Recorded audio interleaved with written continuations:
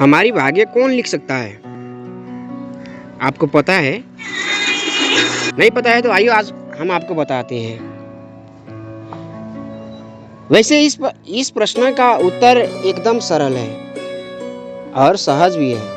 नहीं, लेकिन ये इतनी आसानी से समझ में नहीं आता है। आप ऐसा क्यों सोचते हैं? भगवान आपका भाग्य लिखते हैं क्योंकि हम अपने जीवन में किसी चीज को पाना चाहते हैं। अगर आप या मैं उसको प्राप्त नहीं कर पाते तो हम सभी किसी ऐसे को ढूंढते हैं जिसके ऊपर हम अपने सारे दोष को मढ़ सके और वह अपना बचाव भी ना कर सके। हमारे आरोप प्रत्यारोप का तो सभी को सिर्फ एक नाम ही सूझता है और वो है भगवान। इसलिए हम सभी कहते हैं कि हमारा भाग्य ईश्वर ही लिखते हैं। और त्रिमूर्ति के सदस्यों में से ये हैं भगवान ब्रह्मा, जो हिंदू धर्म और बौद्ध धर्म की मान्यताओं के अनुसार इस ब्रह्मांड के रचयिता हैं। कुछ पौराणिक कथा के अनुसार ब्रह्मा भाग्य का लेखन करते हैं, लेकिन क्या ये सत्य है या अधसत्य? चलिए देखते हैं। सफलता असफलता, सुख दुख और उत्थान और पतन प्रकृति के नियमों की तरह है। यहाँ किसी भी देवता या ईश्वर के हस्तक्षेप का कोई सवाल ही नहीं है। मैं ये किसी आधार पर कह रहा हूँ कि इसको मैं संक्षेप में वर्णन करने का प्रयास करता हूँ। मान लीजिए कि आप एक संस्था की स्थापना करते करते आप उस संस्था को जमीन से उठकर आसमान जितनी ऊंचाइयों तक लेकर आती हो। मेरा कहने का तात्पर्य यह है कि आप मस्तिष्क के विचार को वास्तव में धरातल पर उतार देते हो। उस संस्था में अब हजारों व्यक्ति कार्य करते हैं। चूंकि आप उस संस्था के संस्थापक हो तो आपको उस संस्था में मान सम्मान प्राप्त है। ठीक ईश्वर के भांति अब आप उस संस्था के मुख्य कार्यकारी अधिकारी, अब सीईओ। उस संस्था में हजारों व्यक्ति हैं जो अलग अलग क्षेत्र तथा विषय के विशेष हैं।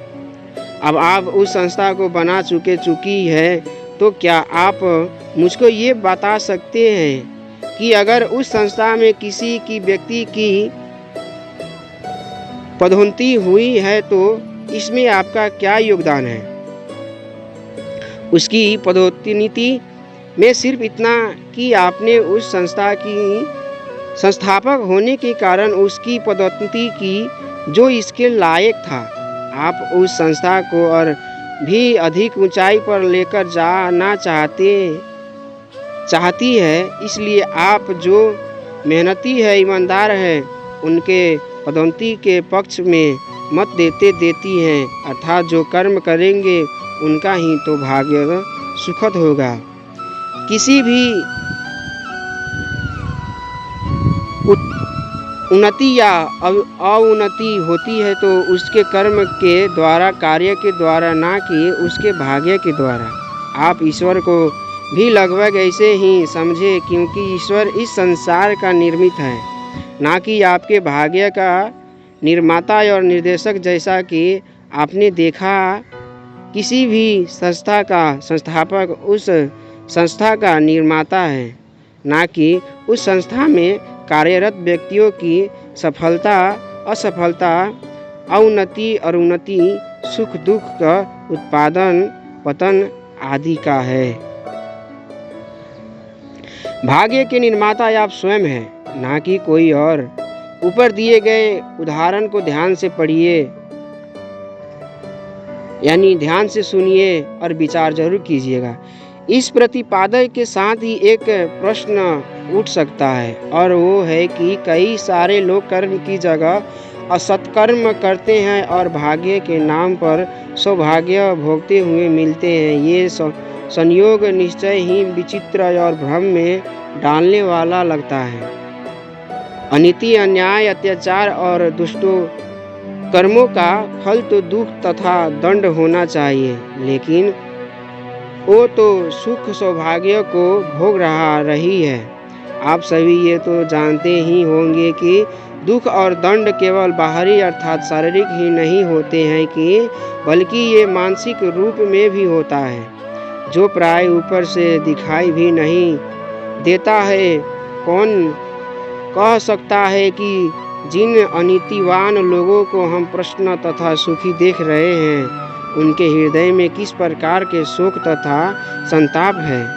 कोई नहीं जानता। वो व्यक्ति जो आपको लगता है कि वह सुखी जीवन ही रही है, हो सकता है कि वह मानसिक तौर पर नरक को भी भोग रहा हो। कभी कभी देखा गया है कि कुछ लोग बिना कोई मेहनत करे फल प्राप्त कर लेते हैं। तो ये कैसे संभव हो सकता है कि बिना कर्म किए फल की प्राप्ति हो जाएगा? तो नहीं, इसके पीछे क्या कारण है? क्योंकि कर्मों का परिपाक किसी एक जन्म से नहीं होता, उनका संबंध मनुष्य के पूर्व जन्मों से भी होता है।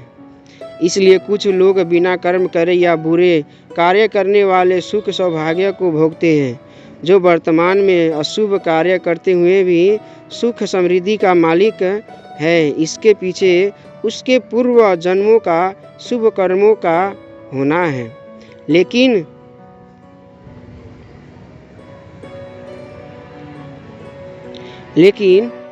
वह अपने वर्तमान कुकर्मों के द्वारा आगामी जीवन में दुर्भाग्य भोगने की भूमिका तैयार करती है।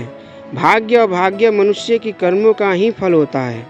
इस सत्य के प्रति भ्रमित नहीं होना चाहिए, चाहे आप ईश्वर में विश्वास करते हो या नहीं। यह एक अटल नियम है, इसमें परिवर्तन असंभव है। भाग्य मनुष्य के कर्मों के आधार पर बनता है और हर एक मनुष्य अपने कर्म करने के लिए स्वतंत्र है। इस प्रकार हर एक व्यक्तित्व अपने भाग्य का निर्माता स्वयं है, ना कि कोई देवी देवता और ईश्वर। धन्यवाद आपका। अगर वीडियो आप लोग की अच्छी लगी हो तो हमारी YouTube चैनल को सब्सक्राइब करके लाइक करके शेयर ज़रूर कीजिएगा दोस्तों।